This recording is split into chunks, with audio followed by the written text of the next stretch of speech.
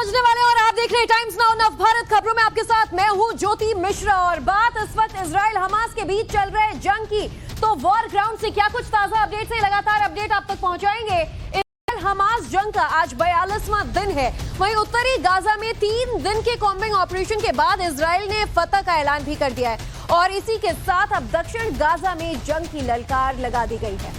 आखिर कौन सी वो वजहें हैं जिसने इजराइल को दक्षिण गाजा को निशाने पर लेने के लिए मजबूर किया है, इस बुलेटिन में ब्यौरे के साथ आपको बताएंगे हर एक अपडेट। लेकिन सबसे पहले इस वक्त की एक बड़ी ब्रेकिंग आपको बता दूं। इजराइल आने वाले दिनों में आतंकी संगठन हमास के खिलाफ अभियान अब और ज्यादा तेज कर सकता है। देखिए, युद्ध का 42वां दिन है। नॉर्थ गाजा पर लगभग पूरी तरीके से कब्जा कर चुके इजराइल ने अब दक्षिणी गाजा का भी रुख कर लिया है और ऐसे ही अपडेट्स हैं कि आने वाले दिनों में हमले और ज्यादा तेज हो सकते हैं।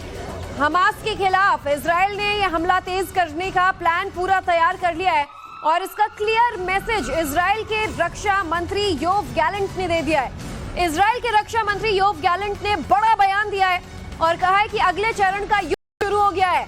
योव गैलेंट ने यह भी कहा कि जमीन से लेकर आसमान तक पुख्ता तैयारियां हो चुकी हैं। तो इजरायली रक्षा मंत्री का ये एक बड़ा बयान सामने आया, कहा है कि हमास का हम खात्मा करके ही रहेंगे। और इजराइल के रक्षा मंत्री का ये बयान ऐसे वक्त में सामने आया है जब योव गैलेंट ने दक्षिणी गाजा का दौरा किया था और आईडीएफ के जवानों से मुलाकात कर तैयारियों का पूरा जायजा भी लिया था। तो इजराइल के रक्षा मंत्री का ये बड़ा बयान सामने आया, जैसे युद्ध को लेकर अब नई अटकलें लगाई जा रही हैं। ככל שנעמיק את הפעולה הזאת וככל שנגביר את הלחץ על החמאס ונשחוק עוד מפקדות, נפגע בעוד מנהרות, נחסל עוד פעילים ונוריד עוד ראשי ארגונים, ככל שהדבר הזה יגבר, כך גדל הסיכוי להשיב את החטופים שלנו. और आइए अब ग्राफिक्स के जरिए आपको समझाते हैं इजराइल के रक्षा मंत्री गैलेंट के बयान का मतलब क्या है। हमास के खिलाफ दरअसल आईडीएफ ने बड़ी कार्रवाई की थी और अब कार्रवाई और ज्यादा हो सकती है क्योंकि तैयारियां तेज हो गई हैं। नॉर्थ के बाद अब साउथ में भी इजरायली डिफेंस फोर्स का अभियान शुरू किया जा रहा है और साउथ गाजा में हमास की कमर तोड़ने की तैयारी आईडीएफ ने पूरी कर ली है। उत्तरी गाजा में हमास की जो पकड़ है वो ढीली हो गई है और दक्षिणी गाजा के लोगों को शहर छोड़ने का नोटिस भी अब इजराइल की तरफ से जारी कर दिया गया है। और ठीक इसी तरीके से पहले नॉर्थ गाजा में जो तरीके हैं वो अपनाए गए थे और दक्षिणी गाजा में आपको बता दें 20 लाख से ज्यादा की आबादी है। इससे पहले नॉर्थ गाजा में जब वहां के सिविलियंस थे, जो बाकी फिलिस्तीनी नागरिक थे, उन्हें शहर छोड़ने के लिए पर्चे जो हैं वो हेलीकॉप्टर से बरसा दिए गए थे। लोगों को संदेश दे दिया गया था कि आप सेफ पैसेज से निकल जाइए, जान बचाइए।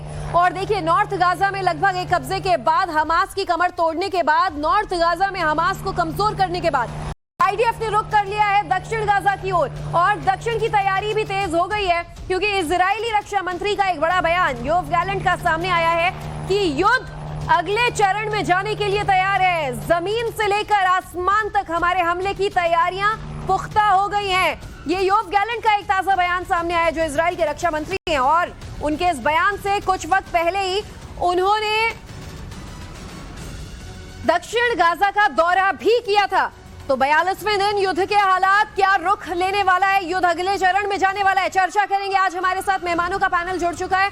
मेजर जनरल रिटायर्ड जीजी द्विवेदी डिफेंस एक्सपर्ट हैं, हमारे साथ जुड़ चुके हैं। सर, बहुत बहुत स्वागत है आपका। सबसे पहले तो आपसे यही समझना चाहेंगे कि युद्ध को लेकर अब और ज्यादा तेजी बढ़ती जा रही है। कहा जा रहा है कि 42वें दिन अब साउथ गाजा का रुख तो आईडीएफ ने कर ही लिया है। उनके रक्षा मंत्री का एक दौरा और उसके बाद ये बड़ा बयान क्या इशारे कर रहा है? बिल्कुल ठीक बात है क्योंकि अभी युद्ध जो है 6 हफ्ते चल चुका है और इसमें इजरायली डिफेंस फोर्सेस को बहुत सफलता मिली है। देखिए, जब उन्होंने गाजा के शहर के अंदर अपने ऑपरेशन शुरू किए थे तो उन्होंने बताया था कि हमने जो पूरा गाजा है 2 हिस्सों में बांट दिया है, उत्तरी गाजा और दक्षिण गाजा। उत्तरी गाजा में जो हमास की ज़्यादा अड्डे थे और उनकी काफ़ी जो क्षमता थी वो उत्तरी गाजा में थी, तो वहाँ आईडीएफ को बहुत सफलता मिली है। और आप देखेंगे कि अभी काफ़ी प्रेशर बन गया हमास पर और हमास की काफ़ी जो लड़ाके हैं वो दक्षिण की तरफ आ गए हैं और उनका ये है कि भी अभी दक्षिण में वो काफ़ी मुकाबला कर सकते हैं और इसलिए अभी युद्ध युद्ध का जो रुख है वो दक्षिण की तरफ हो गया, क्योंकि युद्ध जो अभी गाजा का शुरू हुआ था उसमें इजरायली डिफेंस फोर्सेस और उनके लीडर्स ने दो अपने मेन मुद्दे बताए थे। सबसे पहले हमास का सफाया करना और बंदियों को छुड़ाना। तो अभी आप देखेंगे कि उत्तरी गाजा में हमारा काफी नुकसान हो चुका है, और अभी जो युद्ध जो आगे चलेगा दूसरे चरण में वो दक्षिण की ओर चलेगा, क्योंकि जब तक दक्षिण गाजा साफ नहीं होता है तो हमास की कमर जो है पूरी तरह नहीं टूटेगी। Over to you.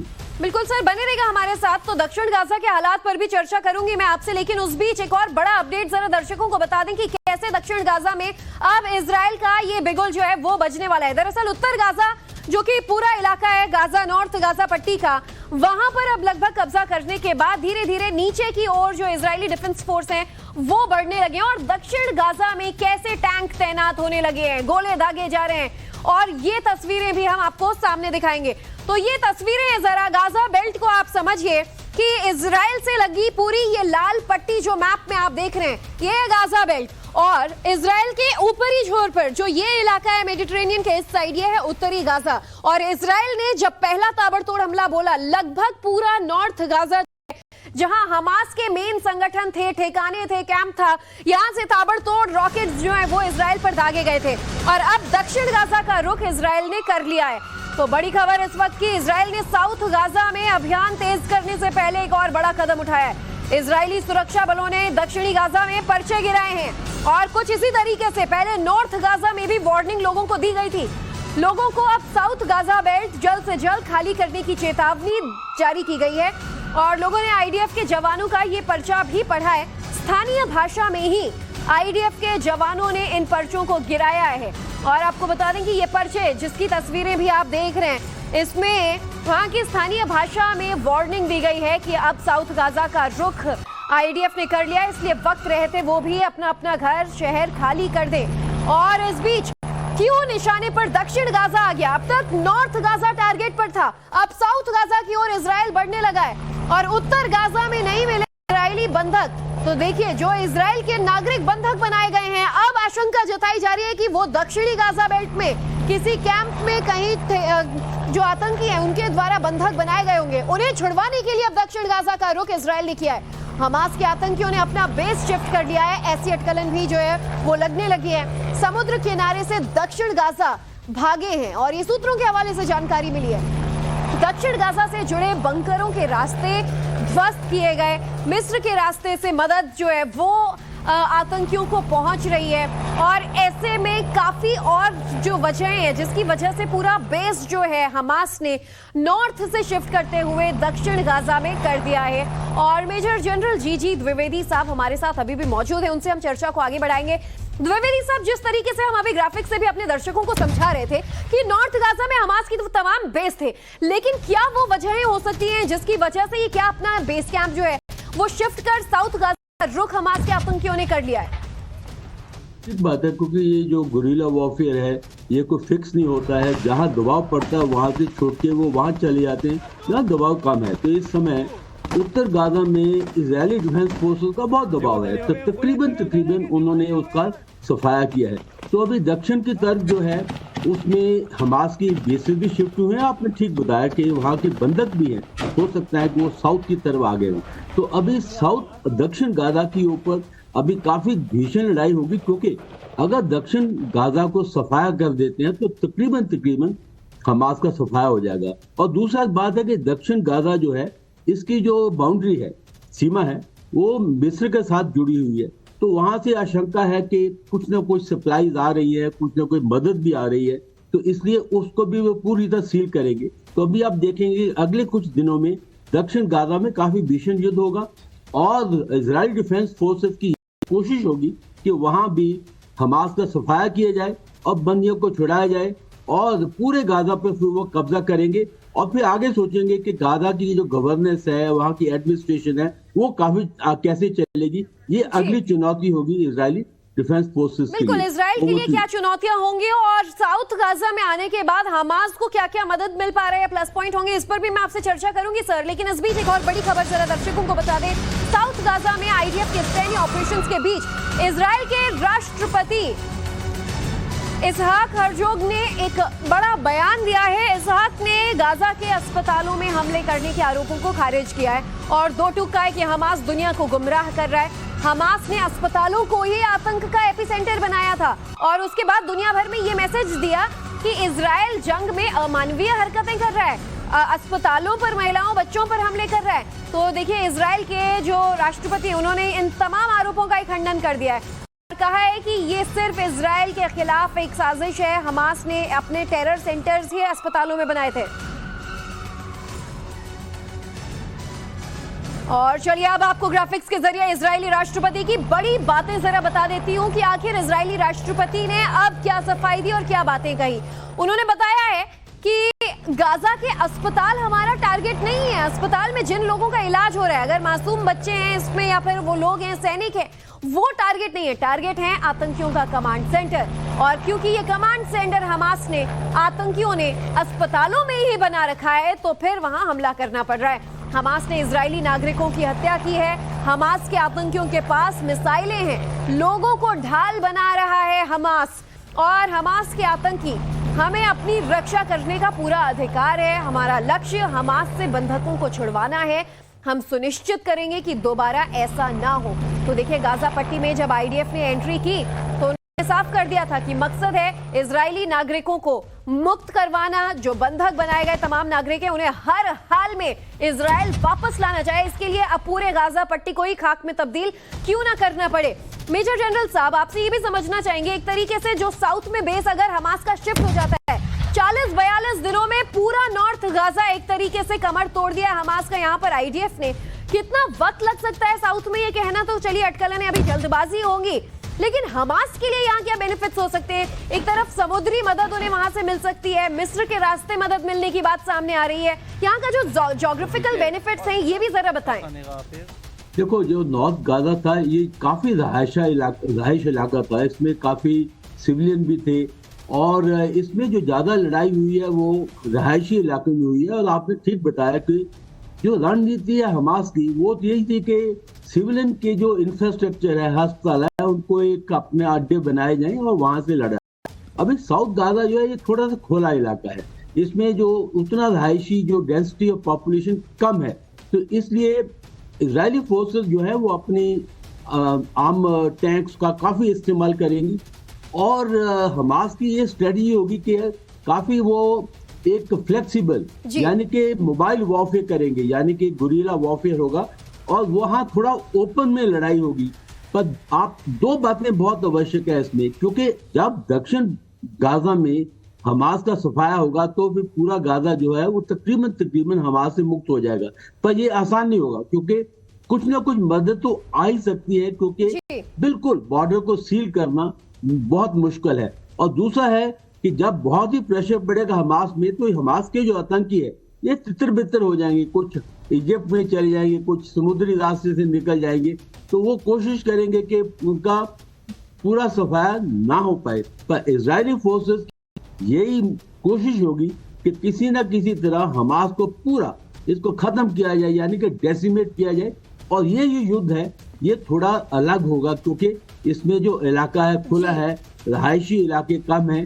तो आप देखेंगे कि ये युद्ध जो है थोड़ा ओपन वॉरफेयर में आ जाएगा। बिल्कुल, यहाँ ओपन वॉरफेयर हो सकता है। वो चैलेंजेस नहीं होंगे जो कि नॉर्थ गाजा में आ रहे थे, जहाँ की स्कूलों में, मस्जिदों में, अस्पतालों में अगर अपना ठिकाना बना रखा था हमास ने, तो एक कवर उन्हें इसका मिल रहा था। सर बने रहिएगा। इस बीच एक और बड़ा अपडेट, आईडीएफ ने अब अल शिफा अस्पताल में सर्च ऑपरेशन शुरू कर दिया है। आईडीएफ ने अस्पताल में भारी तादाद में हथियार बरामद किए हैं। वही अस्पताल जिसमें फ्यूल खत्म हो गया था, वही अस्पताल जिसमें हमास दावा कर रहा था कि नागरिकों पर, फिलिस्तीनियों पर अटैक किया जा रहा है इजराइल द्वारा, उस अस्पताल से भारी तादाद में हथियार बरामद हो रहे हैं। यानी कि ये बात साफ होती है कि यहाँ पर अपना एक बेस कैंप, अपना एपी सेंटर अस्पताल के अंदर हमास के आतंकियों ने बनाया हुआ था। ऑपरेशन टनल जो है, यहाँ पर भी आईडीएफ पहुंची और ये तस्वीरें देखिए कैसे अस्पताल के अंदर से कथित तौर पर बंकर्स में से, बेड के ट्रंक में से ये मिसाइलें नजर आ रही हैं, हथियार नजर आ रहे हैं। 7 अक्टूबर को इजराइल पर हमले के लिए इन्हीं तरीके के हथियारों का इस्तेमाल किया गया था। तो देखिए किस तरीके से अपने अलग अलग ठिकानों पर हमास ने ये हथियार छुपाकर रखे हैं। और ये तस्वीरें जरा गौर से देखिए, ये हमास आतंकियों की वो तमाम जो मिसाइलें हो या बाकी के हथियार हो, ये कहीं और नहीं मिला है, किसी बेस कैंप में नहीं मिला है, ये शिफा अस्पताल में मिला है। उस अल शिफा अस्पताल में जिसे लेकर ग्लोबली एक बड़ी सहानुभूति हमास जो है वो पाने की कोशिश कर रहा था। और जब वहां पर आईडीएफ ने सर्च ऑपरेशन चलाया तो ये देखिए जो बेड के ट्रंक्स होते हैं उसके अंदर से मिसाइल और बड़ी तादाद में हथियार जो हैं वो अस्पताल के अंदर से बरामद हुए। अल शिफा अस्पताल जिस पर कि हमास ने आरोप लगाया कि इजराइल ने हमला किया है, लेकिन अस्पताल के अंदर से बड़ी तादाद में जैसे हथियार बरामद हुए, इससे साफ हो जाता है कि हमास का एपिसेंटर जो है वो अल शिफा अस्पताल के अंदर से ही चल रहा था। और क्योंकि इजराइल ने कहा है कि अब हमास के खात्मे के लिए हर मुमकिन कदम उठाएंगे, हमारी रक्षा हमारा अधिकार है, और ऐसे में क्योंकि इस अस्पताल का जो कवर है वो एक तरीके से हमास ने ले रखा था कि अस्पताल में मरीज होते हैं और वो लोग तमाम जो यहाँ पर भर्ती हैं उनके इलाज के नाम पर इजराइल यहाँ हमला नहीं कर पाएगा। बहरहाल अल शिफा अस्पताल के अंदर की तस्वीरें देखिए, तस्वीरों में समझिए कैसे जगह जगह अस्पताल के अंदर रखे गए हथियार आपको नजर आएंगे, मिसाइल्स आपको नजर आएंगी। और जब 7 अक्टूबर को आपको याद होगा 5000 से ज्यादा रॉकेट अटैक किए गए थे इजराइल पर, इसी तरह के जो रॉकेट से इसी तरीके की जो मिसाइल है उसका इस्तेमाल हमास ने किया था। हमास को बखूबी पता था कि उस पर काउंटर अटैक निश्चित तौर पर किया जाएगा, लेकिन उसके बावजूद हमास ने ये रणनीति अपनाई कि एक कवर लेने के अस्पतालों को, मस्जिदों को, स्कूलों को अपना ठिकाना बनाया। और जीजी द्विवेदी साहब अभी भी हमारे साथ मौजूद हैं। सर, ये तस्वीरें भी हम दिखा रहे हैं, अल शिफा अस्पताल के हालात पर ग्लोबल सहानुभूति हमास ने हासिल करने की कोशिश की और काफी हद तक वो लोग उसमें सफल भी रहे, लेकिन ये तस्वीरें अस्पताल के अंदर की ये साफ दर्शाता है कि कैसे सिर्फ एक कवर पाने के लिए अस्पताल का पैंतरा जो है वो हमास ने आजमाया था। बिल्कुल ठीक, आपके ग्राफिक जो है बिल्कुल ठीक बताते हैं, क्योंकि हमास की ये रणनीति थी कि रहायशी इलाकों में लड़ना, और रहायशी इलाकों में उन्होंने किलाबंदी कर रखी थी। उनके जो बेस में बंकर थे, स्कूलों में, मॉस्क में और अस्पतालों में जैसे अल शिफा में, तो ये उनकी रणनीति का हिस्सा था। क्योंकि अगर वो यहाँ पर छुप के लड़ते हैं तो वाजिब है कि सिविल कैजुअलिटी होगी, और जब सिविल कैजुअलिटी होती है तो अंतर्राष्ट्रीय मंचों पर इसका बहुत प्रोपेगेंडा होता है और एक बहुत प्रेशर आता है कि देखिए जो मानवता है उसको टारगेट बनाया जा रहा है, सिविलियंस को टारगेट बनाया जा रहा है। तो ये तो एक रणनीति थी हमास की, और ये काफी अभी एक्सपोज हो चुकी है, और उनका जो प्रोपेगेंडा भी मैं कहता हूँ काफी हद तक फेल हुआ है, क्योंकि जो किलाबंदी उन्होंने कर रखी है अस्पतालों में, मॉस्क में, स्कूलों में, रहायशी इलाकों में, वो सामने आ गई है। और मुझे लगता है कि अभी हमास का जो पोल खुल चुका है, और काफी हद तक अंतर्राष्ट्रीय मंचों में भी उसकी हवा भी निकल जाएगी। और ये तो रणनीति है, और यही रणनीति वो साउथ में भी करेंगे, पर जैसे मैंने पहले बताया कि साउथ में थोड़ा वॉरफेयर, ओपन वॉरफेयर होगा, और वहाँ इजरायली फोर्सेस जो है अपने टैंक्स, अपने बख्तबंद गाड़ियां, तोपखाने का काफी इस्तेमाल करेंगे। तो अभी ये जो लड़ाई है सर, लेकिन ऐसे में देखिए अल शिफा की तस्वीरें भी लगातार हम दिखा रहे हैं। साउथ का रुख जरूर आईडीएफ ने कर लिया साउथ गाजा का, लेकिन उससे पहले गाजा पट्टी में अल शिफा अस्पताल की भी तस्वीरें जरा दर्शकों को दिखा दें। इजरायली सैनिकों ने जब यहाँ अपना सर्च ऑपरेशन किया तो कैसे हमास की जो सुरंग है उसे तबाह कर दिया। अस्पताल के नीचे हमास ने अपना हेडक्वार्टर बना रखा था। जो पूरा गाजा है एक तरीके से इसी नेटवर्क के ऊपर बस रहा था, इसी तरीके के सुरंगों का जो जाल था वो गाजा पट्टी में बिछा हुआ था। और जो मेन बड़ा सुरंग यहाँ बताया जा रहा है जिसमें इन लोगों ने अपना हेडक्वार्टर बनाया हुआ था, आईडीएफ ने, इजरायली डिफेंस फोर्सेस ने अब इस सुरंग को ही ध्वस्त कर दिया है। ये तस्वीरें आप देखिए, गाजा पट्टी से कुछ और हैरान करने वाली तस्वीरें सामने आ रही हैं। इजरायली सेना को बच्चों के कमरे से भी हथियार मिले हैं। आतंकियों ने बच्चों के बेड में रॉकेट्स छिपा कर रखे थे, यहां तक कि बेबी स्ट्रॉलर जो होता है उसमें भी हथियार छिपाए गए थे। एंटी टैंक मिसाइलें बताया जा रहा है बच्चों के स्ट्रॉलर में छुपाई गई थी। इजरायली डिफेंस फोर्सेस के मुताबिक गाजा पट्टी के घरों के अंदर बच्चों के बेडरूम में हमास के आतंकियों ने हथियार छिपाए थे, और तलाशी के दौरान एक बेड के नीचे से रॉकेट, जबकि जो बेबी स्ट्रॉलर होता है जिसमें बच्चों को ले जाया जाता है, सोचिए उसमें भी rocket missile, anti tank missile जो है वो मिले, ये इन तस्वीरों में आप देखकर समझ पाएंगे। और बताया जा रहा है कि जब बच्चों के कमरों को खंगाला गया, इजरायली डिफेंस फोर्स जो है यहाँ के नागरिकों के घरों में गए, तो बच्चों के बेड के जो भी बंकर्स होते हैं, आप ये देखिए ट्रंक बेड के नीचे होता है, इसमें कैसे रॉकेट मिला है। ये रॉकेट मिला है बेबी बेड्स में से, और साथ ही उसके अलावा कई हथियार मिले।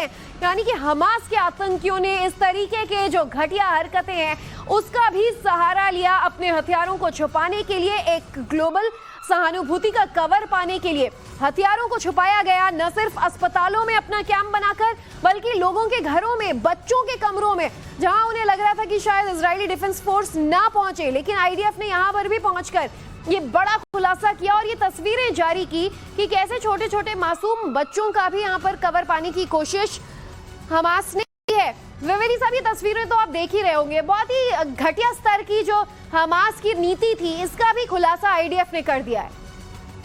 बिल्कुल ठीक बात है, क्योंकि आतंकी है, हमास है, ये किसी हद तक भी जा सकते हैं। हैवानियत के मामले में, इंसानियत के मामले में कुछ भी कर सकते हैं, और इनके लिए कोई भी सीमा नहीं है। ये बच्चों का भी इस्तेमाल करते हैं, बूढ़ों का भी इस्तेमाल करते हैं। अभी देखो जो मरीज हैं उनका भी इस्तेमाल किया उन्होंने ढाल की तरह। तो ये इनकी ये स्ट्रेटजी है, और इस स्ट्रेटजी में कोई सीमा नहीं है, और कोई इसमें उनके वो सोचते हैं कि ये उनका हक है, वो कोई नियम के मुताबिक नहीं लड़ते हैं ये आतंकी। तो ये बिल्कुल ठीक बात है कि उन्होंने बच्चों का भी इस्तेमाल किया, मरीजों का भी, बूढ़ों का भी, तो वो किसी हद तक भी जा सकते हैं। किसी भी हद तक। और इसी में एक सवाल ये भी जोड़ना चाहूंगी सर कि एक और तस्वीर कल सामने आई थी कि जब वेस्ट बैंक से हमला किया गया आतंकियों ने इजराइल पर, उनकी कार से, आतंकियों के पास से इजरायली सेना की वर्दी मिली है। यानी कि हमले कर रहे हैं, तस्वीर कुछ और गढ़ने की कोशिश भी कर रहे हैं ये लोग। बिल्कुल ठीक है, क्योंकि आतंकी तो ये इस्तेमाल आमतौर पे टैक्टिक्स इस्तेमाल करते हैं। और आप देखें, जब मैं भी कश्मीर में डिप्लॉयड था तो ये काफी आतंकी हमले ऐसे होते हैं जो कि फौजी यूनिफॉर्म पहन के करते हैं, घात लगाते हैं। तो ये सब उनके टैक्टिक्स का हिस्सा है, और यही गुरिल्ला वॉरफेयर है, यही आतंकी वॉरफेयर है, और ये इसका वो पूरा इस्तेमाल कर रहे हैं। बहरहाल 42वां दिन आज इस युद्ध का है सर। आपने टाइम्स नाउ नवभारत पर हमारे साथ चर्चा की, और युद्ध के जो हालात हैं आने वाले दिनों में क्या इनकी नीति हो सकती है, इस पर हमें ज्यादा जानकारी दी। बहुत बहुत शुक्रिया आपका हमारे साथ जुड़ने के लिए।